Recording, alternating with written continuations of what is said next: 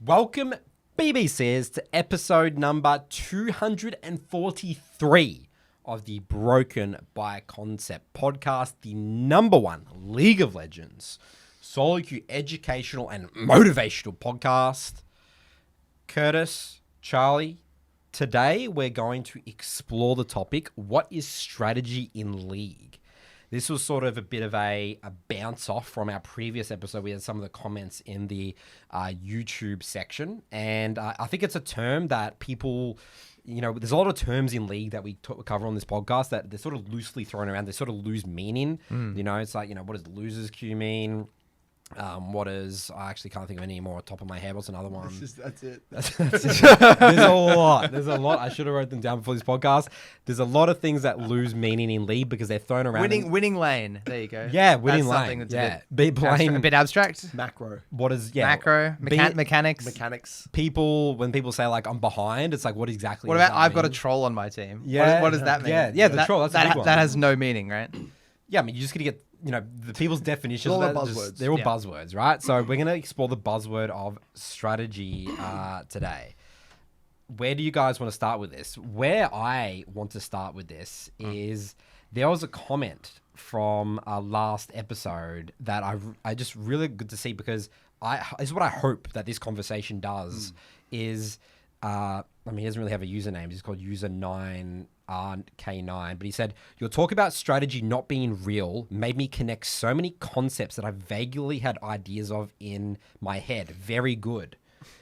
Now, that's obviously quite a vague statement anyway, but I understand what he means because a lot of what we talked about in the last episode was what League really is about is champion mastery, fighting, the mechanics, like the little details of lane phase, jungle tracking, the fundamentals. I want to start high level. Let's start. We're going to zoom out. I want to zoom out. When you all, Charlie, Nathan, when you hear the word strategy, I'm going to say not even in the context of League of Legends. I'm saying in the context of, let's say anything, any sport, anything. Wow, we're zooming out. We start big picture here. Yep. What do you guys think of strategy? What's the first thing that comes to mind? I think it's like the approach you're going to take in order to achieve an outcome. What approach are you going to take? Okay. Like what sort of inputs are you going to put in to guarantee you get an output? But these are like general inputs that can sort of shift and change you still got to adapt. It's not like this is you're thinking it's like this is exactly what I need to do to get this outcome when you think about strategy. Yeah, if you have a strategy is like the same as having a plan. It's like it's a high level plan. High level so plan. there's strategy and there's tactics is how I was put it. So strategy is like your overall kind of mission. Like this is what I'm going to achieve high level. Tactics is like how you go about doing it, very granular is how I view it. So tactics is never a term used in League. Jono definitely did. He was a tactics Jono was a person. tactics. He did introduce us to that concept. But what about you, Nathan? You said that. For some reason, my first thought goes to like an AFL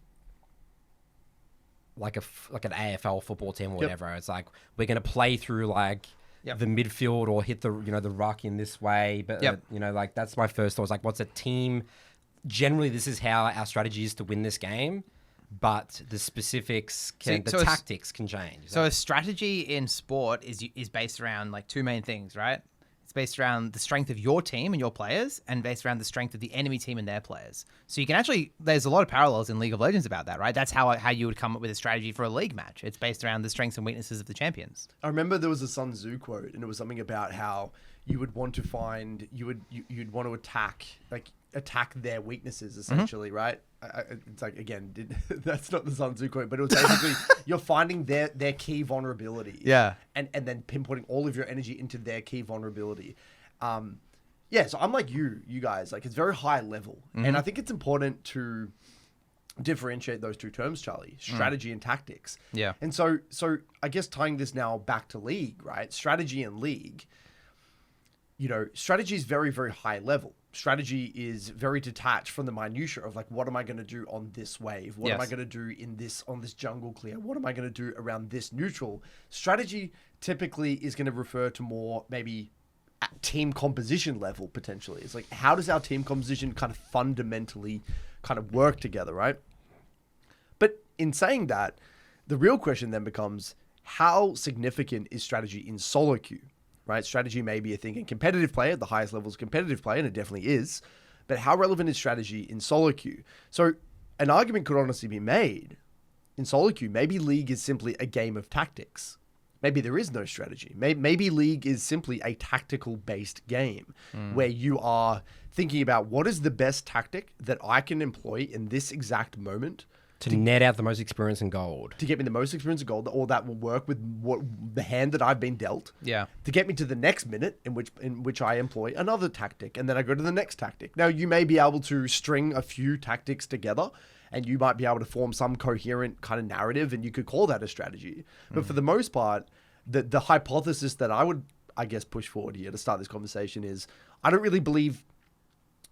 I think a lot when people think of the term, when people use the word strategy, specifically in reference to SoloQ, they're actually talking about tactical moves, tactical maneuvers, short-term movements or plays in the game that may be perceived as strategy, but they're not strategical really at all. I would say that like the best tactical moves do align with an overall strategy a lot of the time though. But a lot of what we would call strategy is win conditions. I think that's a strategy. So allocation of resources and kind of how you choose to, where you just put pressure on the map, that is strategic, not tactical, because it is predetermined somewhat. Yes, it changes throughout a game, but it's not ultra tactical. A good example could maybe be like from a support perspective.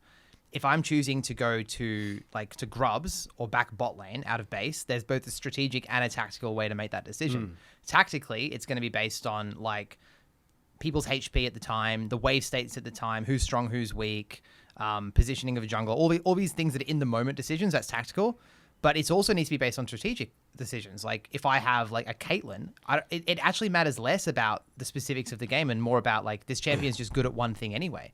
So if you have like an Ornn top and a Caitlyn bot lane, even if all the tactical stuff lines up, maybe strategically it's still better to just run bot out of base, you know? Yeah, you just keep playing through bot. So yeah, again with the terminology, champ mastery, is champ mastery strategy or tactics?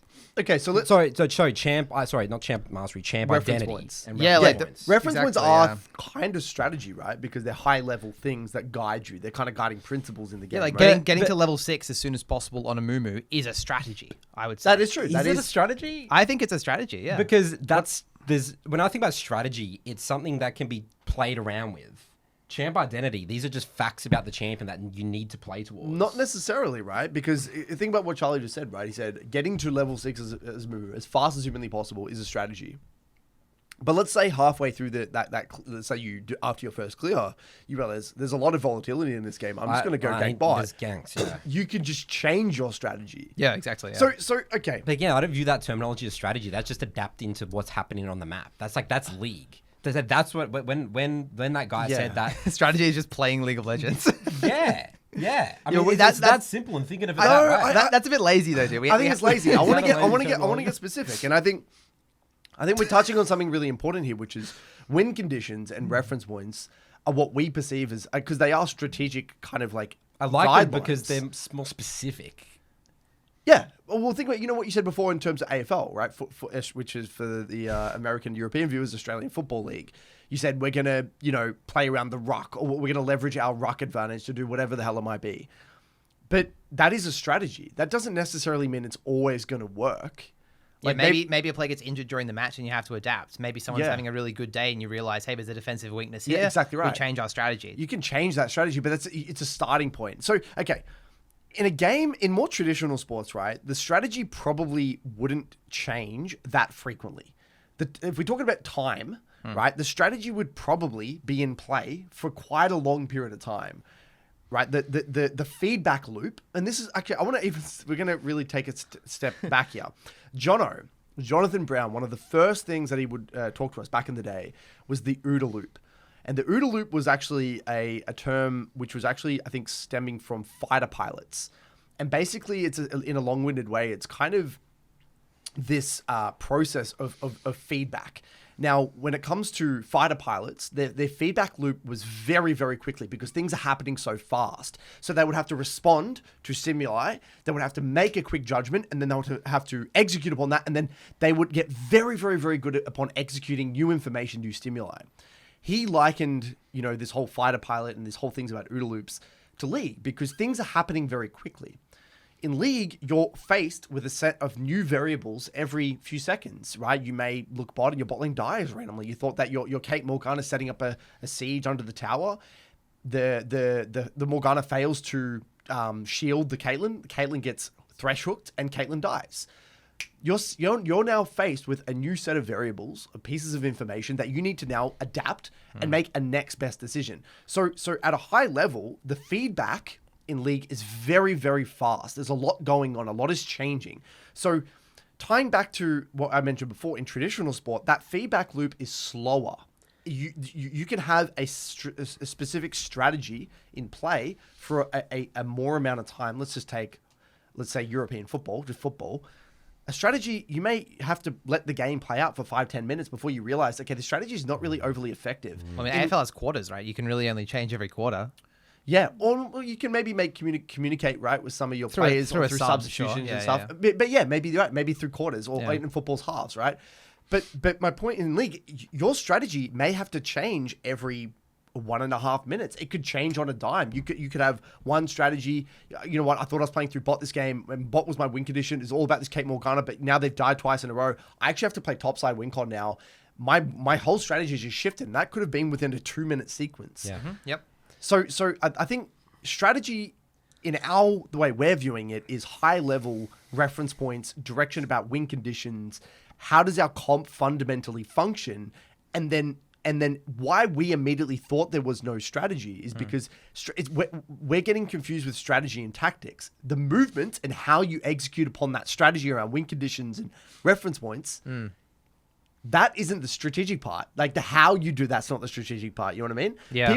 People in League and the League community think that the rotations, the way you set up around a neutral objective, they think that's the strategy. But no, that's the tactics. So we're okay. You know what I mean? That's why there is a gap between the way where there's the disconnect. That's the disconnect. You can also get really far in SoloQ without even having that strategic stuff we're talking about. Like you don't, especially from an 80 carry standpoint, you could probably get rank 1 without ever zooming out. I think every role, maybe not rank 1, but even jungle certain champs like Viego, like Karthus, use full clear every game, right? Karthus. You could sort of say is that a strategy though? The full clear every game. 100%. That's a strategy. I thought you were more referencing more some fighting. people. But fighting. True. Well, that's exactly right. That Graves level 2 invade. That's a strategy. Yeah. It's something you can replicate, but again, you'd have to adapt. But that's like a high level thing to do, right? But I guess win con assessment was the one I was talking about when I'm saying you can get far without really knowing a whole lot about it. Stuff, for sure. You can sort of just fight your way, like Yasuo or Katarina players, all that, you know? You can get very high with Katarina, min-maxing your fighting. Yeah. You're not really thinking about who you're roaming onto and who your secondary win cons are and all that. Yes. You can just min-max the tactical element of the game. You can do that. But yeah, I think going back to like the macro stuff you were saying, like a dragon setup or like a T2 siege, that's not strategy. No. That's like, and also some people think that stuff is like, it's like a set play where it's like, where the coach has got them all in a huddle. It's like, all right, Orn, you're going here. Lissandra, you're going here. We got to flank. Like, no one's thinking about stuff like that. Everyone's far ahead. We're just doing their jobs. Everyone's just doing their jobs. It's too far ahead. As Dakota said, the variables change too much. One of the biggest questions that I always get in as junglers is, do I prioritize grubs or dragon? Yeah. Right? And what's your answer, Nathan? It depends. Yeah, I say, buddy, think about it. The enemy jungler also has their perception. Yeah. It's literally based on the map. And most of the time, the first objective, especially, I'd say Emerald Plus, it's just a trade. That's what the game is at right now. It's that makes sense. I have no choice. You have no choice. It's based on my path in, like where I'm going. You're just adapting. And just adapting, you know. A lot of it's just a trade. It's like, it's either we're matching each other and we're going to, it's just, I mean, you could flip the dragon, but we're going to lose the 3-3, or I'm trading it. It's like in Catan. If anyone's played Catan, you think you're going to go for a particular strategy for a particular resource, and then someone takes your resource, and now you need to adapt. You got to adapt, and you got to go for a different strategy. In League, that's the same thing. You may realize you might come into the game thinking I'm going to play around my bot lane and stack dragons. Your bot lane dies. You know what? My top's doing really well. I'm going to play grubs, stack grubs on top side, and you know what?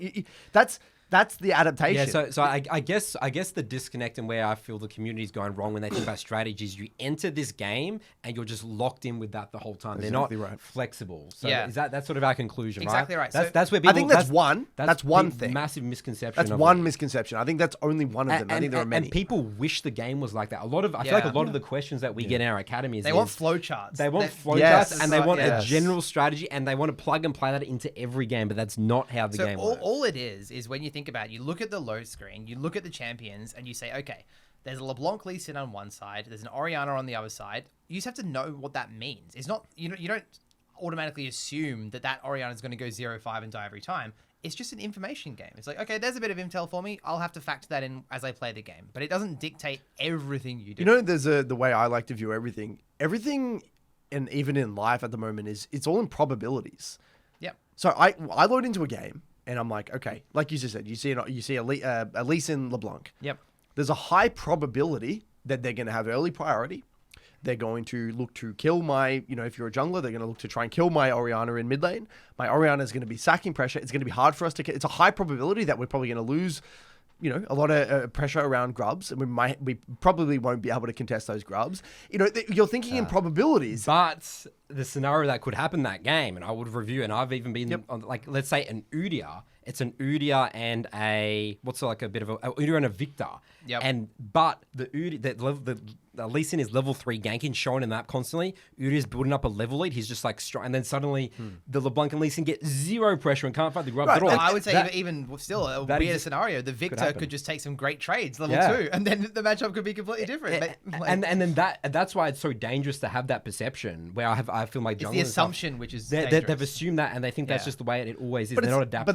But that's the whole point. But that's the whole point of thinking in probabilities. It's like that's right. That's why it's so powerful to think in probabilities. It's just like maybe there's only a 15% chance that happens, but it can happen, right? You have to be open to it. You have to be open to the idea that it's a possibility, right? Correct. And that's why you can't in League. Adaptability and flexibility is the most important. It's one of the most important skills. Yes. That and you just can information gathering as well. Like, you can't think that the strategy is your information. You have to actually look around the map and what I've actually found, a bit of a tangent, but it's interesting. I found certain players who I coach really, really struggle versing champions that are highly adaptable in their trades.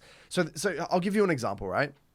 Matchups such as LeBlanc. People hate versing LeBlanc. And the reason being is every LeBlanc lane will play slightly differently. It depends on how that LeBlanc plays it. Some LeBlancs will actually play to shove and bounce and set up ganks. Some will be really, really tight with their spacing in the W, and they're really good at landing Ws. Some are going to be really good at landing Es. The trading patterns themselves. Some LeBlancs are going to be really focusing their mental stack and landing the Es into auto Qs and taking those trades. Some are going to be more focused on their Ws. The lanes are very dynamic whenever you're versing these kind of skill expressive kind of champions. Same thing as Akali, same thing as Yasuo. These skill expressive champions, and you know what? It doesn't comport with their flow chart that they've in their mind they want. There is no flow chart. You're going to go into the lane, the LeBlanc might just start a Q instead of W. So this is why I've written matchups there, Curtis, because I think that matchups are something that people want to rote learn. They want to rote learn the matchup. Yeah. They want to say, okay, I understand this matchup now. That means every time I play it, I'm just going to play it better than my opponent because I just know it better than them because I've learned the matchup. But again, I view the matchup knowledge as like ammunition. You still need to like actually aim the gun and like play the game, right? You need to know what to do. It's all about just understanding the context of the situation. That's really what it is. These are the possibilities. This is what this champion can and can't do. And now the rest it's just a it's kind of like what I've been playing recently just casually is Mortal Kombat on the PlayStation. Okay. And basically, it's like I'm playing one character, they're playing one character. I know that they can do these few things and I can do these few things. I don't know what combination of things they're going to do. They don't know what combination of things I'm going to do. But because I've already primed my mental stack and I know the possibilities of what they can do, then the rest I'm just anticipating. Then because at that point, if I've narrowed down the options, the rest is just up to you to then have the mental stack capacity to deal with that, right? So what do you think of the concept of like people playing matchups too rigidly and missing opportunities because they're being too like rigid? And I think this happens a lot. Like I almost see some people play their matchups and they're playing it too by the book, assuming that the enemy are just going to like perfectly respect you if I overcommit. I just want them to play more like a Smurf. But this is the way I think about it, Charlie. You have to think long term. You remember the Dreyfus learning model? where you basically, our goal is to get the person to learn the most basic iteration of that matchup, right? Yeah. What at the highest level, if you follow these rules, you're going to get some solid outcome. It may not be perfect, but it's going to be okay. So you create like a set of like rules. It's like, okay, you generally want to do this, boom, boom, boom. Then that you get good at that. How do they know how to do the absolute basics of that matchup? Then step 2 is then they try to break those rules. They try to actually actively, you know what? I'm actually not going to follow those reference points anymore. I'm actually going to fuck around with it a little bit. It's a really important step.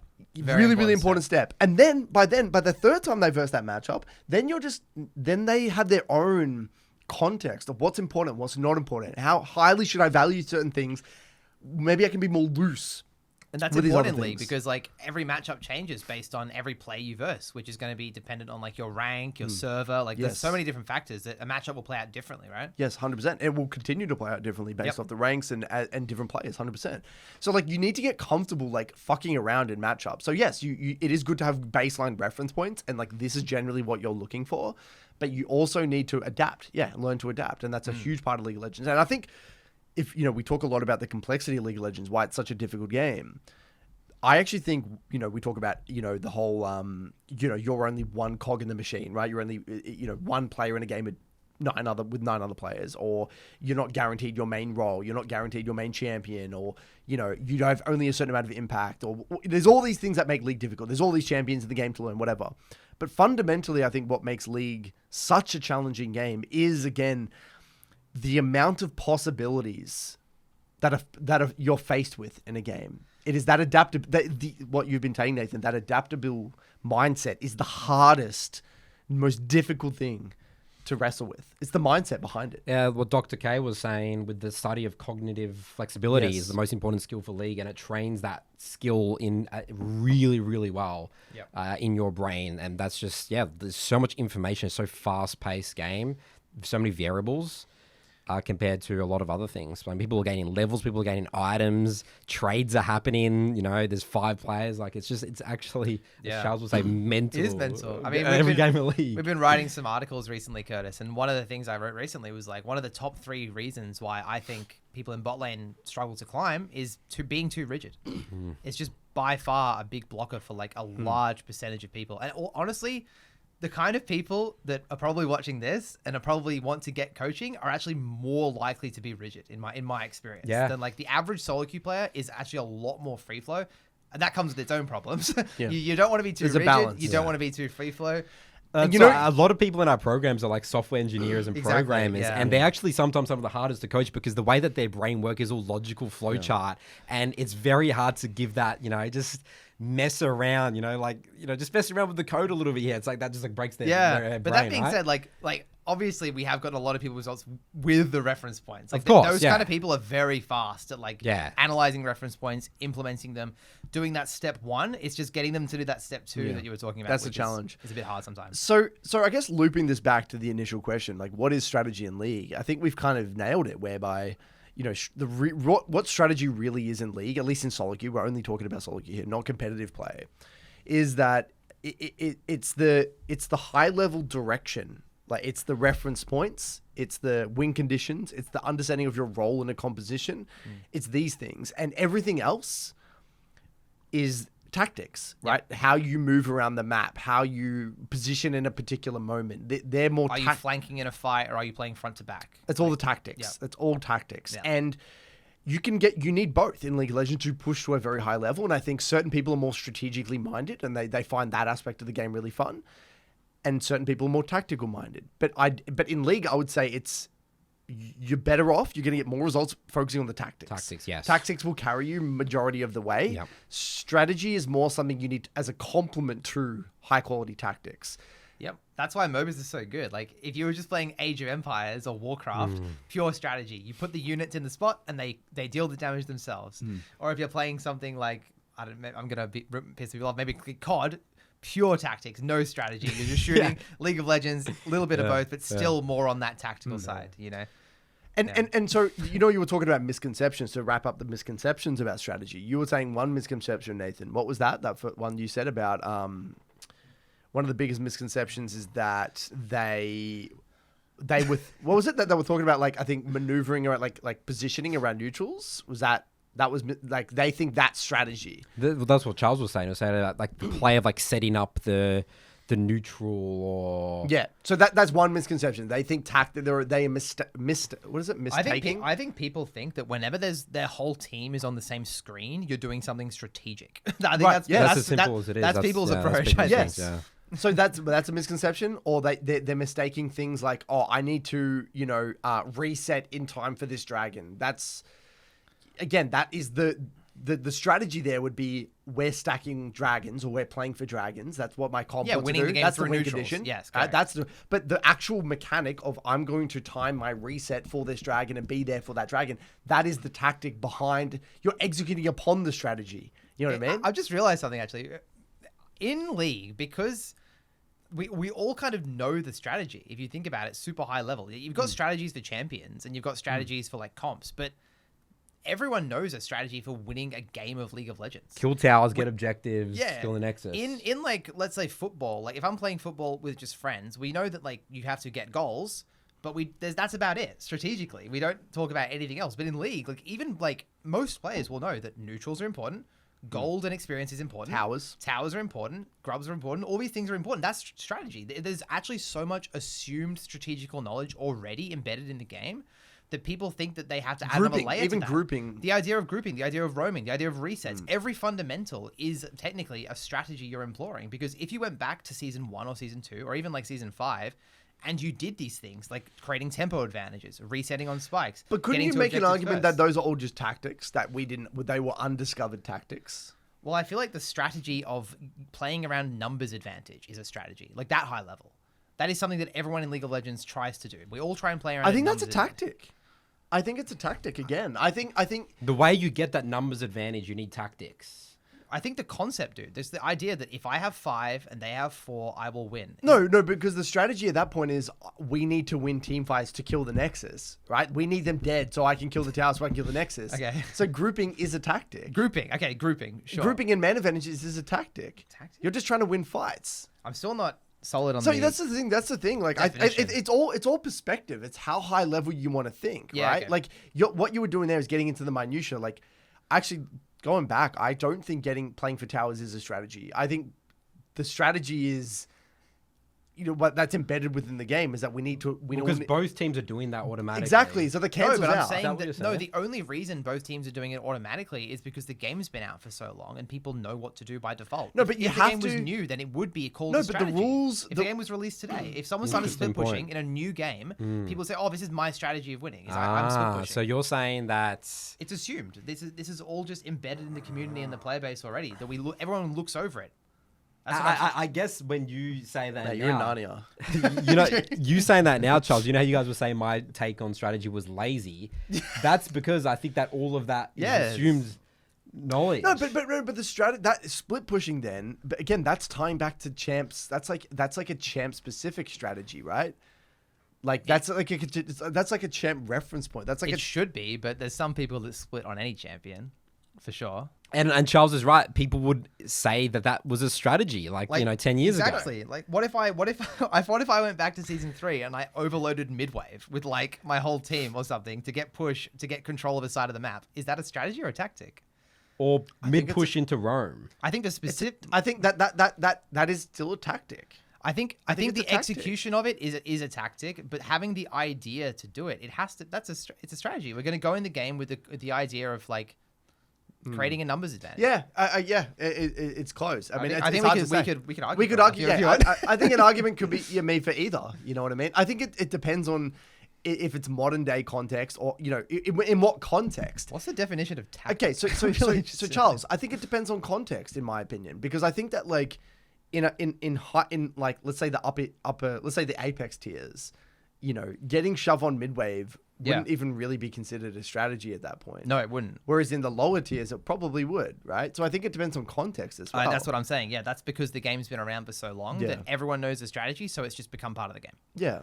So it's kind of a moot point. It's kind of exactly. It's a bit theoretical. Going in circles. Like I kind of feel like you can make an argument for because a MOBA is inherently like there is you're moving around the map to create advantages. Yeah. Everything can theoretically fall under the point of it's a strategy. What you know about I mean? okay? Like everything, like wouldn't getting shoved off a wave and moving and hovering and be a Yes, strategy that then? is- yeah, that means everything is a strategy. That's why it doesn't make sense to me. It's like, where do you draw the line? Like that's what I'm saying. Like It's how you get the push, which is tactical. If I'm going to use my abilities in a certain way and position my character in a certain way, that's for tactics. So then, in order to make sense of this argument, then what you would do is you would have a hierarchy of strategy. Yeah. So you would have high level strategy, which is the reference points, compositions, that stuff. Yep. You would have like mid tier strategy, which is, let's say, we this is what our strengths are. Okay, therefore we're gonna win the game through stacking dragons or whatever, or we're gonna or even whatever. Let's say that you have a lower level one, which is it's like more specific. Like we're going to play 4-1, and this is how we're actually gonna play for dragons. Like we're gonna 4-1, we're gonna overload mid, and that's how. And so I think it's a hierarchy of strategy, Charles. It's however deep you want to go about the game. Yeah. And so what you're talking about there about overloading mid to get priority to play for a neutral, that is, okay, yes, let's say the strategy, but that's on a completely different level It is. to reference points and win con and high level. You can go as high level as you want. You can go as high level as you want or low level as you want. And then there is a point though, like I agree, like how the tactics of like how you guys sync up on mid, it would be, I guess, or how you can. No, I mean, you kind of won me over. I think it's a tactic. I agree with you. I don't know. You won me over. I think like maybe the highest level thing in League of Legends that you could call strategy is, are we winning by grouping or are we winning by splitting? What do you think about that? I think that's very like. Mate, I'm bamboozled now. You're bamboozled? So look, I think we've given an example. Of look, something. I don't think, even if we're gonna sit here like, because we're turning into some theorists here for a second. No, that's not it. Yeah. At the end of the day, right? Push comes to shove. I think that we can clearly say that the league community has no idea what strategy. Like we as a league community are very divided. And if we all sat down on the table, all of us are probably thinking differently about what we all think strategy is. We can agree upon that. Yes. All of us think differently. So strategy, therefore, just by process of that argument, it's actually a useless term. It's a loaded term. You can't use the term strategy in any context in League because everyone thinks of strategy differently. That's actually why also like mechanics as well is not a very useful term to use, because for some people it means something completely different. So until there is a League of Legends dictionary come out by Riot Games, we can't actually, if you see a Reddit post that says, or a post or a YouTube video about strategy, it could be fucking anything. Yeah. It's a circle joke at the end of the day. Like that conversation we just had was fun and all, but it didn't really go anywhere. We didn't really learn anything about but I think the learning for the viewers is how this is what we're still in the Stone Ages in League of Legends. Yes. I think that's the learning. Yes, that's the learning. Yeah. We don't even know what strategy is in League of Legends. We can't even agree. Even us three can barely agree upon what strategy is in League of Legends, let alone Joe Blow on the internet. You know what I mean? So I think that in a long-winded way, we're still in the Stone Ages, and I think that's the takeaway. It's like we still have a lot to figure out about the game and a lot to agree upon. And that's why, think about how confusing it must be for the average person coming in. How do I get better at strategy in League of Legends? Like, whoa, like... It's opened up a can of worms. Open up a can of worms. I mean, we've done, 20,000 coaching sessions between the three of us. How often do we use the term strategy in our sessions? Never. Never. I'm trying to think. Probably not, no. But again, then you can argue, well, we're using the strategy in different terms, but what I find is better to get across points and teach people is stuff like what we just talked about. The reference points, champ mastery, like... Yeah, you just use specific terms. Are you playing around a champion's strengths and weaknesses? Yes. Like, that's the kind of language I would it's the use. specific terms of that, like, even if it is, or whether it is or isn't a strategy, we're going to play for mid-shove here and do that. Yeah. You know what I mean? It's never been intuitive for me to ever call anything, even as a jungler, anything is strategy. If I've playing never versus used that Ezreal, word. I'm going to stand behind minions versus I've Ezreal. never Yeah, used you that would just say word. WinCon. You would just say WinCon. Yes. Yeah. Cool.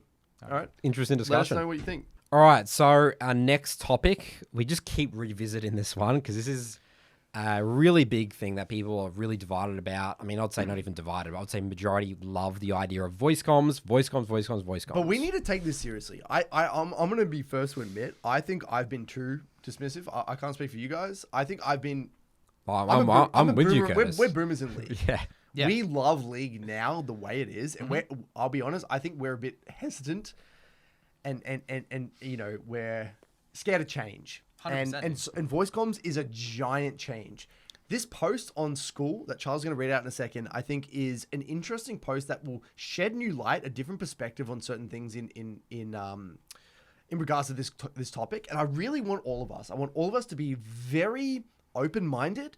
And I don't want us to be like, just no comms. Like, let's say why. Let's get specifics fucking possible. It's so hard for me, but yeah. Let's just have a go. Can't be married to our ideas. Yes, we cannot be married to our ideas. Exactly right. Let's be as drop the open-minded ego. as possible. And let's get as specific as possible. Okay? Yep. We've done like probably 5 And episodes this is it. on comms. This is the last one. Is this the last one? This is it. It won't be. What are you There's talking too much about? pressure for that to be the case, Curtis. Let's No, have a crack. This is it. This is the final one. Well, Curtis is going to change his we're mind. going to have another 10 podcasts. You can't say that, Curtis. What happens when they actually release voice comms? We're going to have All right. 6 episodes. We don't have to do case studies on that. We're going to have to... The whole podcast will just turn into... That's actually part of the reason why I don't want them to release comms. It's going to be a nightmare in terms of We're going to have to do 15 episodes in a row about We're going to it. have to learn how to coach comms. Yeah. All Anyway. right, let's just read All right, it. let's read Okay, it. this is post titled "How Enabling Voice Comms in SoloQ Would Enhance Gameplay and Skill Expression." So I'm going to paraphrase this because it's a little bit long. So, this guy, Abdullahi, has mentioned me and Curtis's take on voice comms not necessarily contributing to strategy in League, and he wants to add some reasons as to why it would contribute to strategy, right? So his first point is around telling his teammates what to do in real time. We said real-time comms, telling our teammates what to do is useless, is our contention, according to him. And he has an example here of how one case where it would be really important. So he's a Master Yi player. He wants to go dive top lane. He wants to tell his top laner that he's going to be the one to tank 2 tower hits. He's then going to use his Master Yi Q to reset the tower aggro. The other guy will take tower aggro, and then the dive will be nice and clean. And he wants to do that in comms as he's approaching the gank. He actually doesn't say when he's going to say that, but I assume, let's give him the benefit of the doubt, that it's going to be before it actually happens, right? Another specific case where his Corki just barely killed the enemy Darius and was going to die to the bleed. The Corki popped barrier, and the Lulu also shielded him. So he wasted barrier. The Lulu could have said, I've got shield. That was his other point there. These aren't uncommon cases where extreme coordination is required by teammates. The Corki can't assume the Lulu has E or would even shield him, which is fair. The Lulu also can't assume Corki would use barrier before E. Both players are probably just doing their best in that moment, right? Can I start? Am I Yeah, allowed we to? can Butt in. Okay, so that line saying these are not uncommon cases with extreme coordination is required by teammates. My view is that they are uncommon cases based on the context of the entirety of a league game. We're talking about maybe 2 minor. I mean, I could even argue as well that Master Yi dive could even be more overcomplicated and confusing, though. I could still stuff it up because League's a game of anticipation. But just going back to that Lulu shield thing, it's like the amount of other negatives around that, like we're going to continue to read this post, does not outweigh those specific little niche scenarios. And there's not enough of those niche scenarios to justify voice comms coming in here. I have a completely different take, which is, we'll read the whole thing, but that stuff happens in professional play where someone will use barrier and Lulu ult at the same time.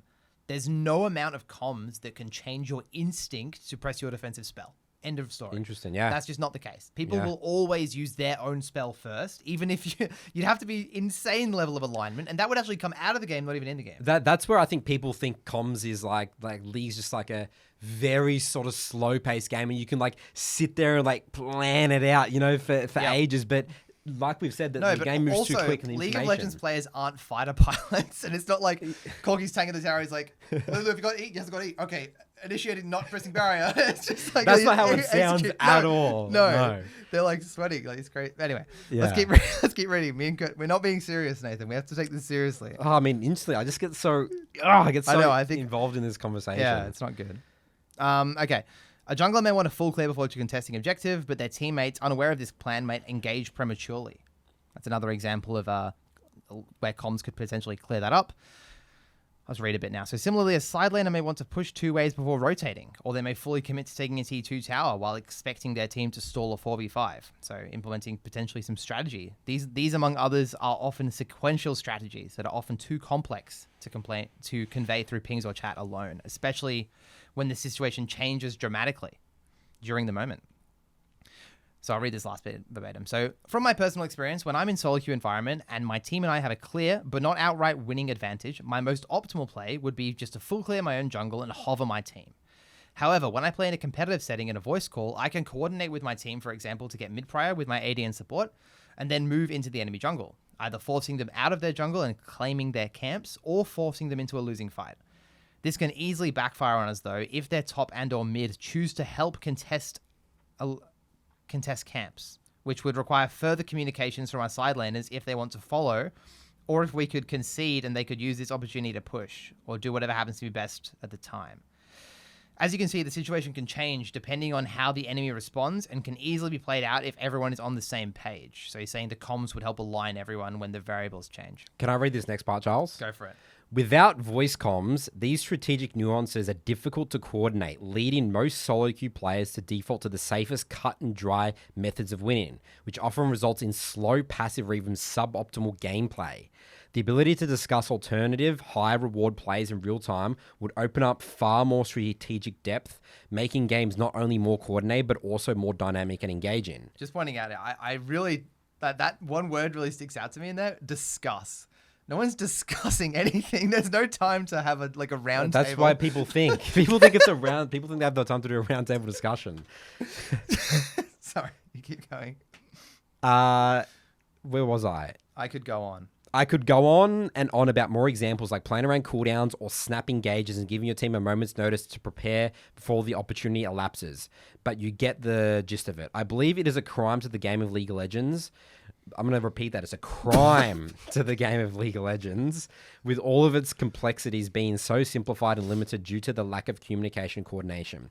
Certain elements of the game become scarce or almost completely removed from SoloQ gameplay simply because it is not feasible without voice comms. I'm not going to just blab on too much here. I'm just going to just throw out things for you guys to play with. Yep.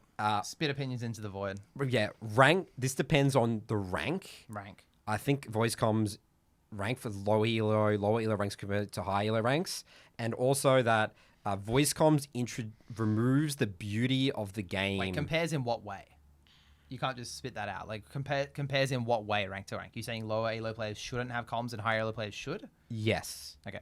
Well, I wouldn't even say argue for sure, but I'll be more open-minded to that. They'll be more useful for higher rank players, more useful, and less detrimental. Yes, less detrimental. I think that the voice comms, as you're learning the game, is almost completely detrimental. I think about a whole lobby of like bronze players or silver players. Their focus needs to be, it ruins the beauty of the game and the learning of the game. Yeah. From learning from your perspective by... That's a great point. I didn't actually think about comms in terms of learning the game as a beginner. Yes. Yeah, that is screwed. I don't want if I was learning the game from scratch, I wouldn't want anyone in my ear unless they have my best intentions, like a coach or like a friend or whatever, to yapping about how I should play my game or clear my camps, especially as a jungler. Junglers get destroyed by voice comms. Yeah. Maybe that's why I'm so biased towards it as a jungler, because junglers get obliterated because no one knows what a good or a bad gank is up until...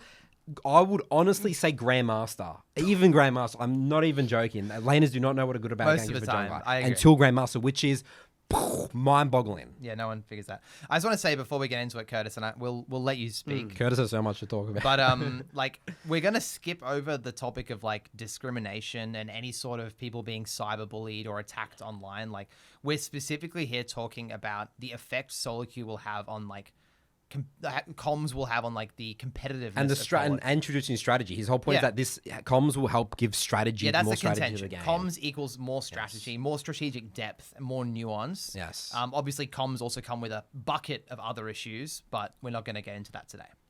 Curtis. Well, I think Nathan, I like Nathan's initial point. I think it's a good starting place, right? I think this post is very high-low kind of This biased. guy's above Emerald, right? Is it, he doesn't say. I'd assume he's above I'm assuming Emerald. he's above Diamond, man. Yeah, it right? could be above Potentially, Diamond. right? Yeah. So I think it's very important to note that if comms were in the game for Iron, Bronze, Silver, Gold, Platinum, it would make the learning journey incredibly messy and very complicated, because one of the biggest problems I see I'm just going to say it outright, is compensation, right? Where people know or they fail to read the situation for themselves and they blindly follow someone else, or they may even think that it's not an incorrect play, but because someone else pings it, and spam pings them that they have to do it. Because they're scared to piss them off. They're scared to piss them off, and that's going to get even worse. It will get worse. Comms. And so Yes. what's going to happen, it will actually create a very toxic and miserable learning experience for a lot of people, actually, because psychologically it's hard to, if someone sounds very convincing, like,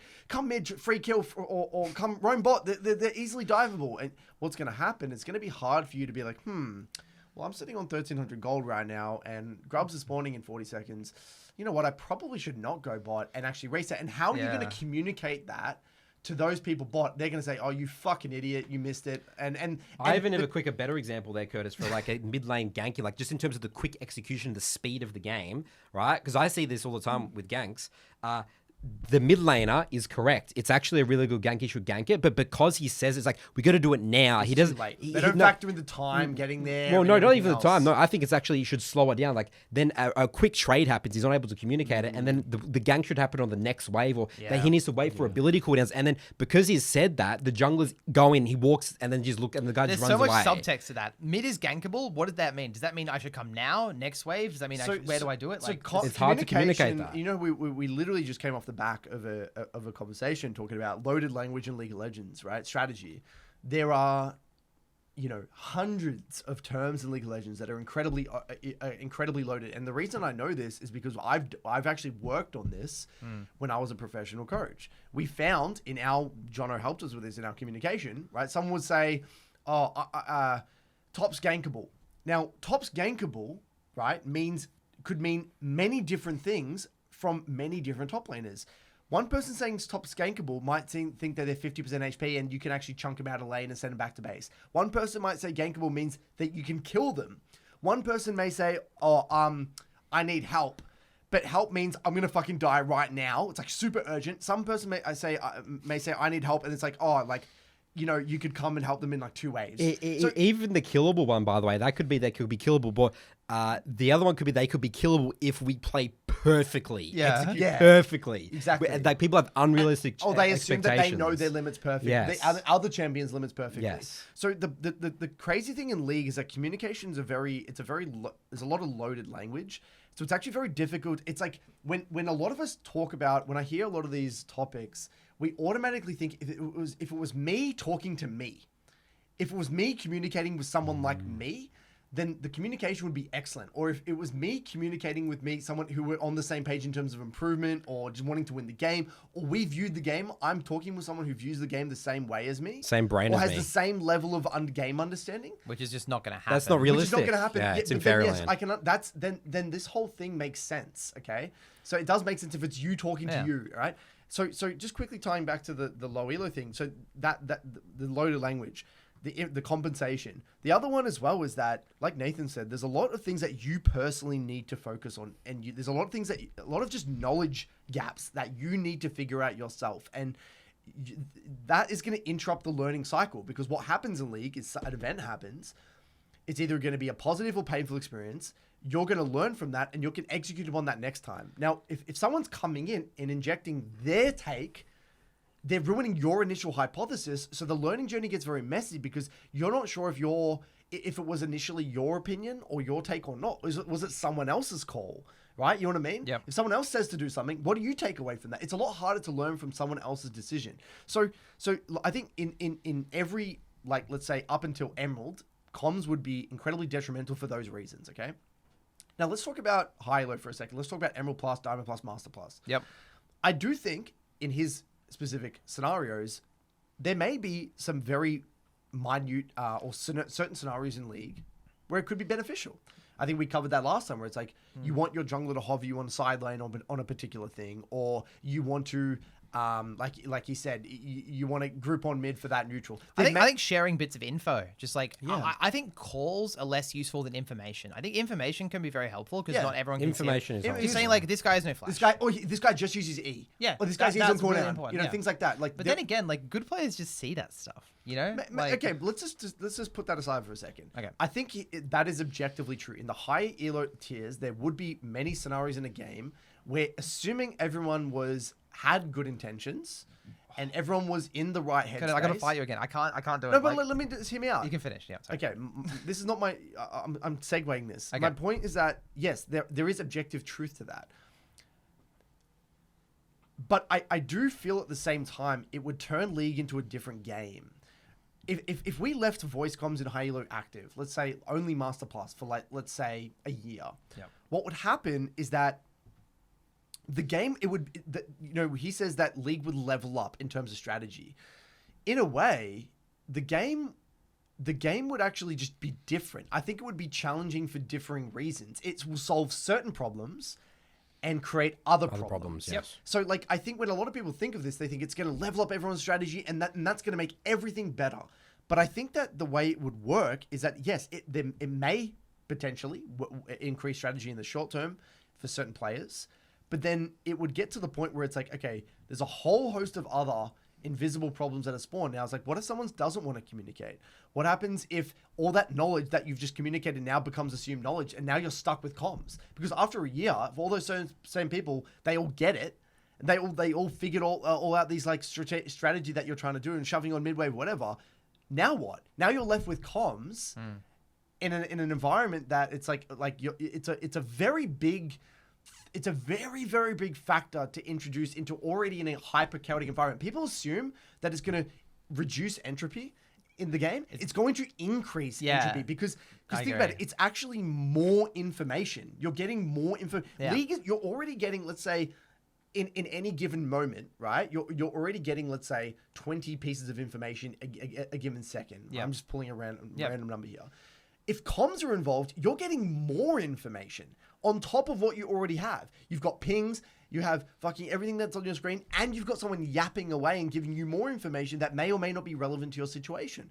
So it's going to increase complexity in ways that you're going to really struggle to comprehend. I think. 100%. And every comm that you hear has to be like analyzed, understood, and like, that's why I was going to say about the ability usage thing. I actually changed my mind about that, because if I say to my jungler, or just say into the void, right, Ezra will just use E, that's so easy to misconstrue. That's actually loaded as shit. It's loaded language. Like, that means that my support might want to just do a random engage, my jungler might want to come gank, like the top laner might like start thinking about teleport, like a lot of stuff can happen. Yeah, the top laner could start randomly thinking about something he shouldn't be thinking of. So you say that in between, like it's going to be a really hard heavy trade, and then he's got this. Ezra's got no E. Yapping. So let's say even from a mid like a jungler's perspective, the skill as a jungler that you would have to then develop, a whole new skill you have to develop is how to actually analyze language and be like, okay, my bot lane said bot is diveable.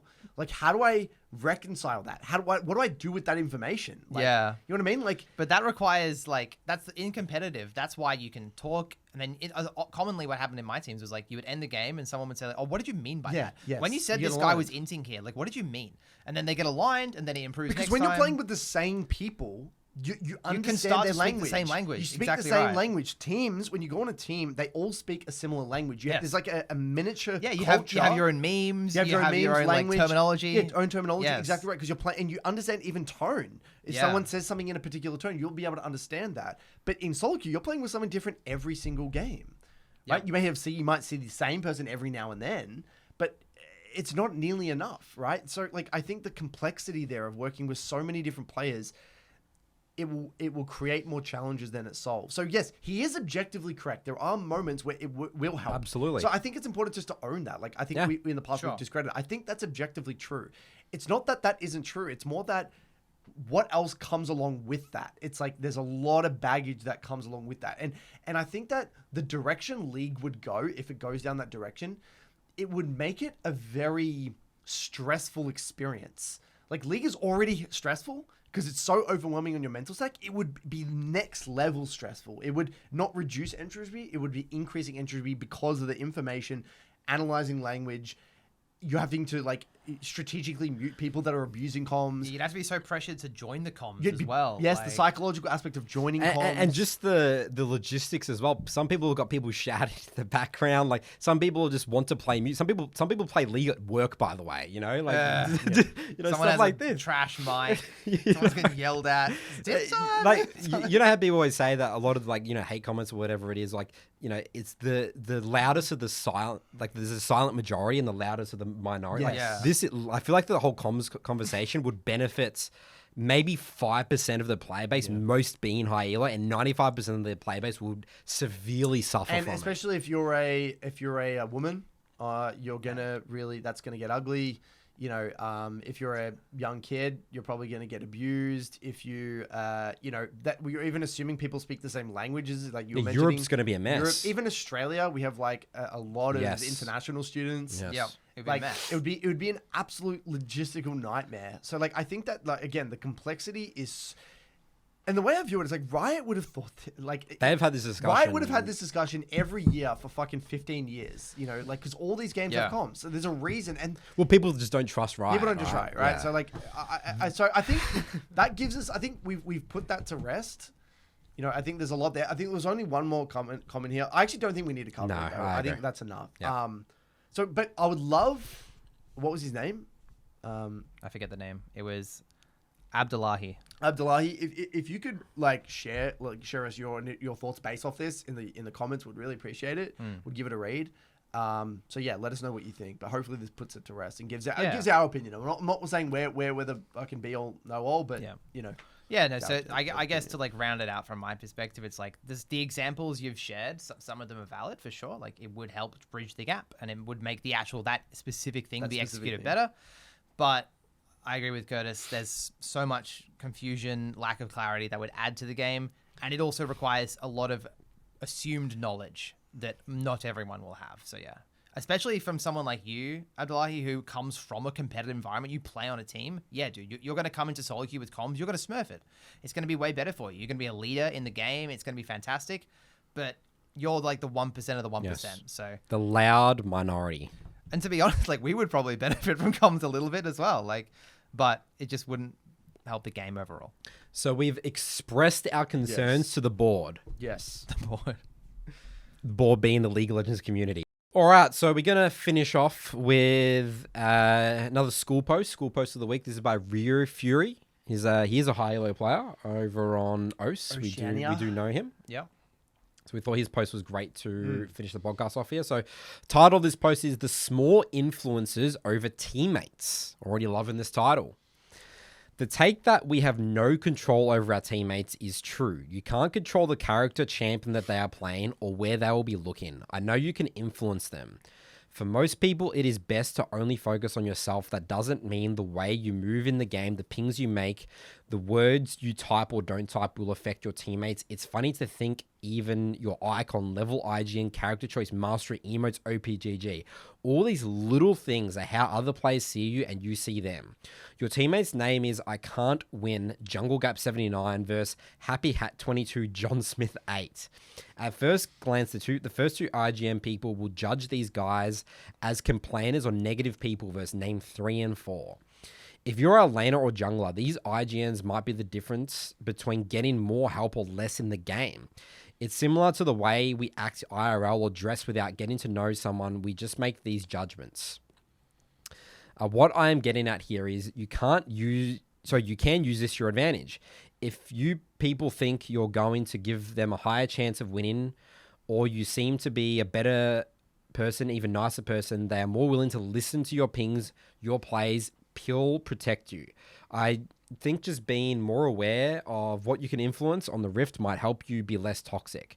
Try to win more, be less frustrated. I'm interested to read other people's thoughts. Just wanted to put this out there as it's a small topic not covered by everyone kind of knows it. I really like this post because it's something that I think we've all intuitively understood. And it's something that I've just completely never really thought about. And how you conduct yourself on the Rift, it does actually influence how people perceive you and listen to you. So like, for example, right? As soon as someone spam pings me in a game, I'm already kind of like grouping them under a particular kind of like subcategory of player. Yeah. And now the quality, like, I mean, they'll get muted, but even in future games, I actually subconsciously will like be like, you know what? It's that player. Yep. You know, I'm less inclined to give them leeway in terms of like, oh, if they're like, let's say not doing well, like I'll be probably like I'll be like more subconsciously like not trusting them as much and things like in very subtle ways. And I think that like if you conduct yourself on the Rift in a very kind of, you know, sort of congenial, like just very like respectful way where your pings actually mean something, you're not kind of being a monster on the Rift to Yeah. other people, people will actually be more inclined to listen to you. And I've I won agree. games where like people say, well, how do you, win games like this with your pings? Like, how do you get people to listen to you? It's like, I think because I don't spam ping. If I ping, it means something. If I say something, it means something. And you build a reputation over time. Now, I'll say this is probably more for the Master Plus community because you play with the same players. Yep. But I would still say, even in the lower tiers, like even with your name, right? You've got, a ridiculous name. Like again, junglers never gank me 6'9", whatever the hell it might be. That can influence people in your games. Yeah, 100%. And think about, like, I know Reufury's name on the client is just Reufury, Nathan Mott, Coach Curtis. My name is just Charlie on the client. Like, it puts out a different vibe in the game, 100%. It is something you can control. Something interesting about this is it's actually, in my opinion anyway, less about what you do and more about what you don't do. Like, inaction in that sense. Just being like a Nathan Mott. I just think of Nathan when I think about this. Yeah. Just rocking up on the Rift. He's just going to play his game of jungle.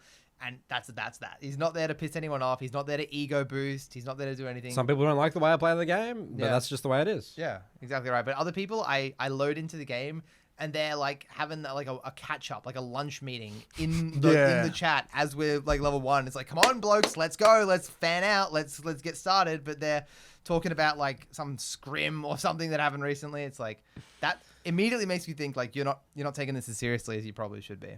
I think this post goes deeper in terms of, it sounds like Reufury is more coming in from the perspective of like, the type in the chat, your name, like the toxicity angle. Like I just think of it in terms of the decision making in the game, like the body language to go to this fight. That's just a small thing. It's like if you just left that fight quicker, you actually are influencing your teammates massively.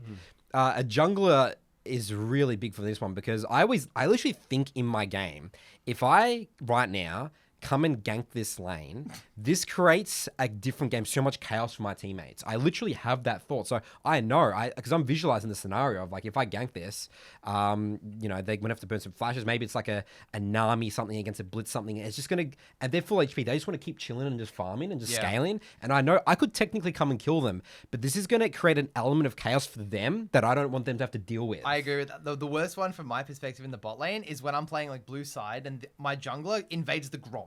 And I'm got pushed on bot, and the jungler, and then all of a sudden the whole game is being played behind the enemy tower. And yeah, great, you got a Gromp, but like, what the hell is happening now? I literally think about what the game will turn out if I invade that Gromp. What would my support and thing have to be doing? And I think that's a very the burden of execution you immediately. Put on everyone. This is also very relevant for particular types of champions. I did a review this week where it was an Echo, and the team was on Dragon, right? And then he goes in like over the dragon wall to try and like look for this poke and damage on the other side of the over the pit.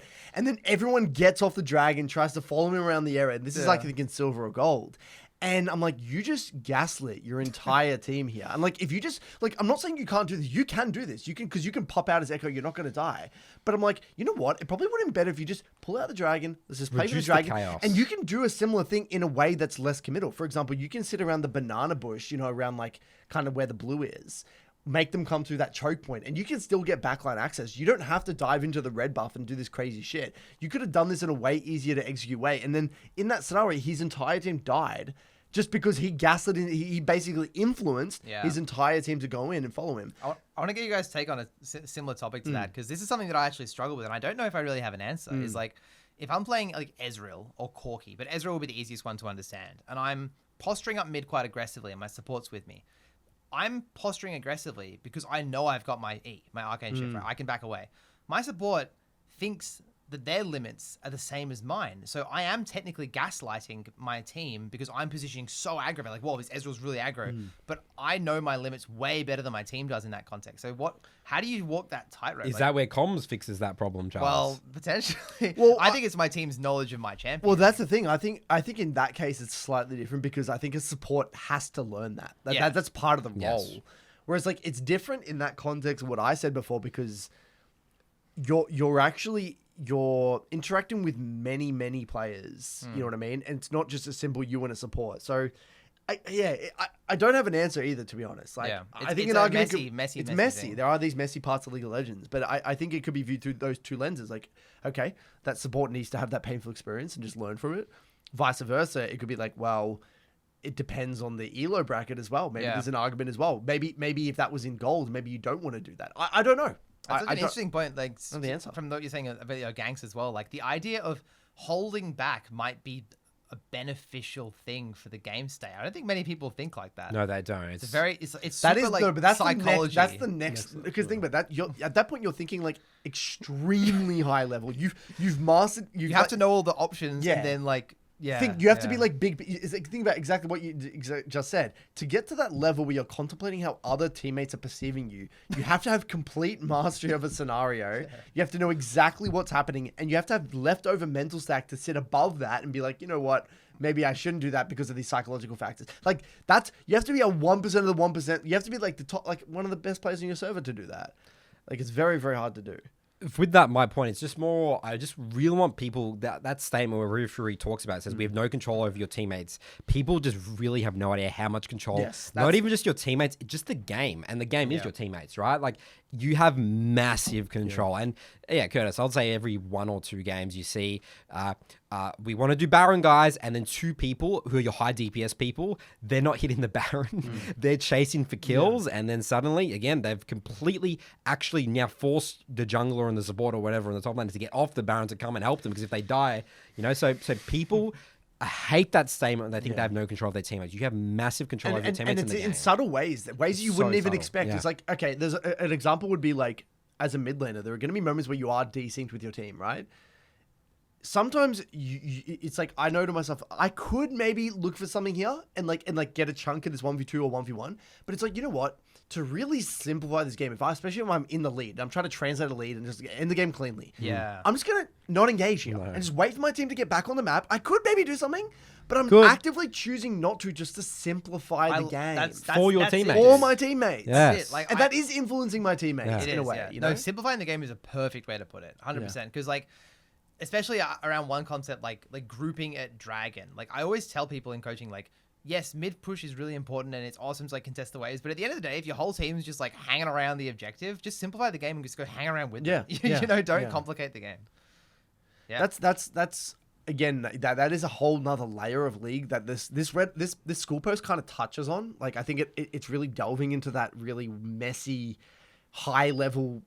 This is a level of the game that is really misunderstood, or just it's hard to even talk about. But it exists. It's an extra flavor profile, salty, sour, spicy. This is another whole flavor profile, and it's something you can play with when you get very good at the game. All right, well, that's going to wrap up our episodes today. I know that we haven't done Mailbag for a couple of episodes. We'll be bringing Mailbag back next episode. Good work, guys. Keep on improving. 3-block process, influence of your teammates. Think about that a bit more. See you guys next week.